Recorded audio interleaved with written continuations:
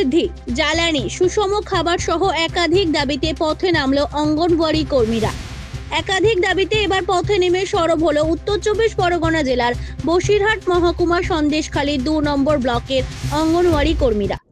Honorarium তো আজকে দীর্ঘদিন বাড়ানো হয়নি, আর তা বাদে একবার মাঝে আমাদের অনারিয়াম বাড়িয়ে আবার কেটে নেওয়া হয়েছে। সেটা তো আমাদের খুবই একদম অপমানজনক বোধ করি আমরা। তা আমাদের জ্বালানি বিল বহুদিন ধরে বাড়ানো হয়নি, একই আছে। আর ক্যানিং খরচা তো দেওয়া হয় না, যখন তখন অফিস থেকে যেটা সেটা আমাদের নিয়ে যাওয়ার কথা বলে দেওয়া হয়, আমরা সেগুলো বই নিয়ে যাই, কিন্তু কোনোদিন আমাদের ক্যানিং খরচা তো আমরা পাই না।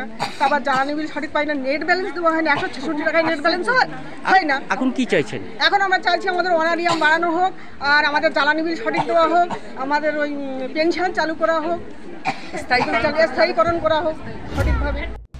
এদিন সন্দেশখালীতে পথে নেমে তারা বিক্ষোভ দেখান। মূলত অঙ্গনওয়াড়ি কর্মীদের বেতন বৃদ্ধি, রান্নার জ্বালানি, মোবাইল ট্যাব সহ বেশ কয়েক দফা দাবি নিয়ে পথে নামেন তারা। এদিন বিক্ষোভ দেখানোর পর সন্দেশখালীর 2 বিডিও অফিসে গিয়ে ডেপুটেশন জমা দেন।